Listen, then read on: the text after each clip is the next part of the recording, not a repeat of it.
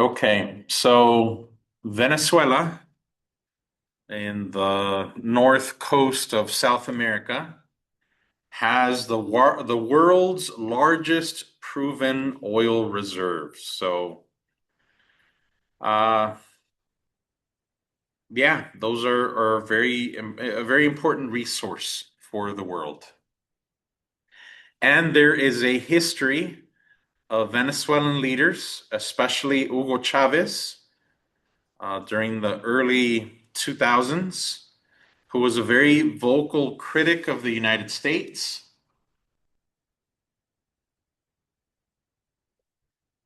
and an important ally to Cuba. And so here's a picture of Chavez with Fidel Castro. Now, Chavez died in 2013, and Nicolás Maduro was picked by Chavez to succeed him. And Maduro has been president ever since. Now, Chavez, Maduro, um, Castro, they're all socialist and communist leaders. Now, back in, during the Cold War, we we played a big role in, we were the main opponents of those kinds of governments throughout the world. We had a lot of wars, the Cold War and unofficial hot wars like Korea and Vietnam, to prevent communism from being more popular throughout the world. Now, even though the Cold War is over, there is a long history of the United States still seeing places that are socialist or communist as places that we do not want to, places that we don't want to succeed. And so we'll talk more about this later. It's why we call it the Cuban embargo, but it's a US economic embargo against Cuba with the goal of strangling them so that they fail and then they can have regime change. And there are refugees from Cuba and their descendants, especially in southern Florida, that still to this day have the mission of destroying, the Cuban government and economy so that, democracy and capitalism can replace it. Uh, and so, hence we have like right now, what's his name? Marco Rubio, Secretary of State, wants, is currently trying to do that. I'll connect it here in a bit. All right, so Nicolás Maduro replaces Chavez. The United States sanctions, puts economic sanctions on Maduro's administration, on Venezuela, since 2015 to the present. Now, during Chavez, Venezuela wasn't doing too bad, and he got a lot of support because oil was selling at a high price. And even though they were dependent on just one thing, didn't have an economy that was strong in general. They were very reliant on just oil. He did well because he would distribute a lot of that wealth to the population, uh, and so things weren't that bad. But under Maduro, the price of oil dropped, and not having a strong economy that was overly reliant on oil made it so that they went through extra hard times to the present. And so oil prices drop, They see hyperinflation. We'll talk more about inflation later, but I'll mention it just now in that, uh,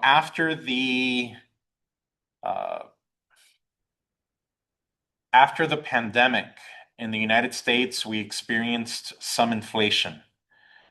And it would be somewhere around 10% of inflation, and we felt it.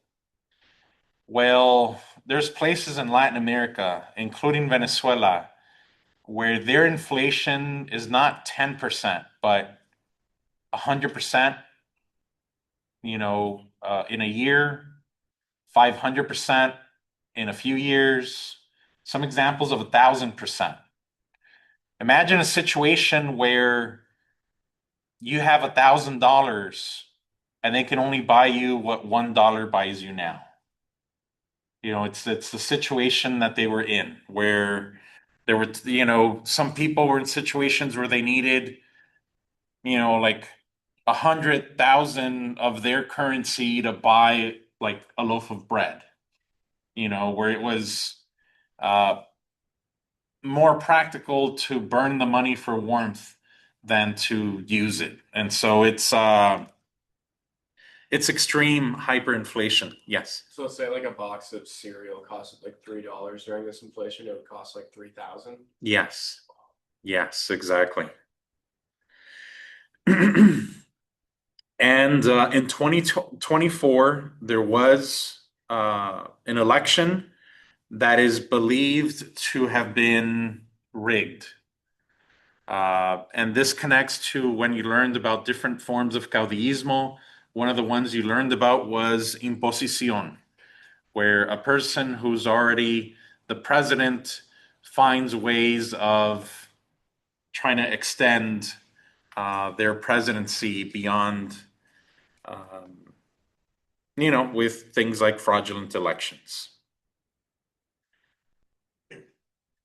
And then now we have President Trump for a year, and a lot has happened since in that year. President Trump started accusing Venezuela of doing drug trafficking to the United States, sent in the US Navy to the Caribbean off the coast of Venezuela, and shot missiles at 32 boats, killing over 100 people, claiming that these were all boats where drug traffickers were trying to get drugs to the United States. But I would say that we have never been shown any proof of this drug trafficking or the contents of any of these ships.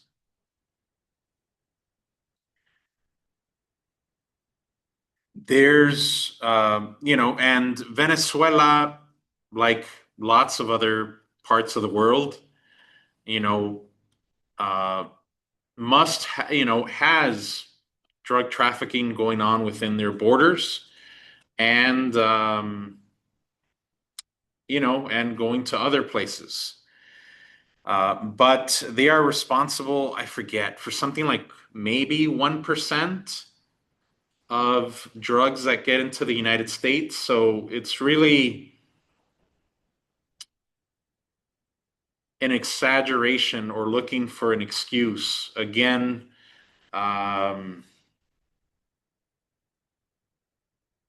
yeah, trying to find a reason that the public would support for what the US really wants. And that, obviously is oil, but it also has to do with world politics. From Cuba being, after the end of the Cold War, Cuba lost one of its only trading partners, which was the Soviet Union. The Soviet Union ceased to exist, and Venezuela became a very important trading partner for Cuba to be able to continue to survive. Well, now that the United States went in January of 2026 and kidnapped uh, President Maduro, brought him to the United States, and is trying him. Uh, and the US took over the oil of Venezuela. Uh, that oil is no longer being sold to Cuba.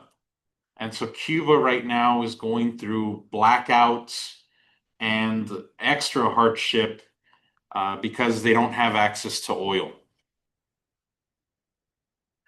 And then there is China and economics in general, where the United States sees China as a growing economic competitor. And China has been growing its influence in Latin America. And so the United States has been trying to find ways to uh, prevent that uh, or to have it so that China can't benefit from that. And one of the ways we'll talk more about this later when we talk about economic unions between countries throughout the world. But the United States, so the United States is the strongest economy in the world. The United States also, as such, has the benefit that world trade is based on US dollars. With that come a lot of advantages. There are countries in the world that have been trying to create an alternative so that they can do world trade in a way that doesn't just or primarily benefit the United States. And so we'll talk about this later. One term for it is BRICS. That has to do, yeah, where some countries in the world are trying to create an alternative so they could do trade not based on the US dollar. And so, again, another reason for this is so that the United States could sell all of that oil, Venezuela's oil, and even just by selling it in dollars as opposed to some other currency, in itself benefits the United States and helps the US dollar remain the standard for world trade. The Maria Corina Machado is the leader of the opposition of that party who didn't come into power because of fraud that Maduro did.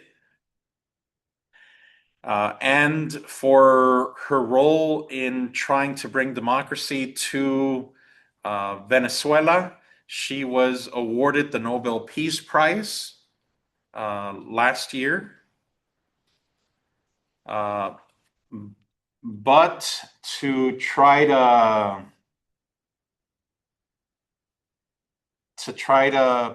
get the favor of President Trump, especially after he kidnapped Maduro, she gave her Nobel Peace Prize to President Trump because he was upset that he didn't get it, that she got it, and so she gave it to him. This is her giving it to him. And President Trump, he just did the first sale of Venezuelan oil. He got $500 million for it. And he considers it now his personal slush fund to do whatever he wants with it. Initially, he said that it was for whatever he wants to do. Then he said it was to benefit the United States. And now he says it's for the benefit of Venezuela and the United States. But he's going to do whatever he wants with it.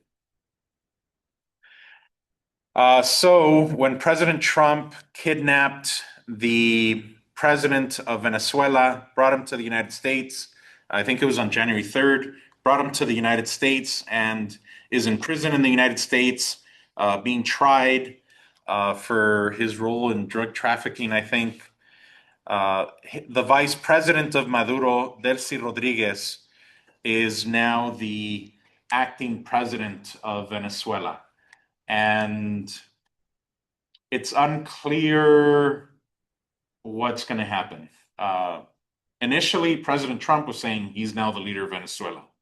Um, but but now officially, Delcy Rodriguez, the vice president of Maduro, is the president, and she has been cooperating with U.S. officials and U.S. oil companies that are in Venezuela, trying to figure out how to improve their oil extraction and that kind of thing.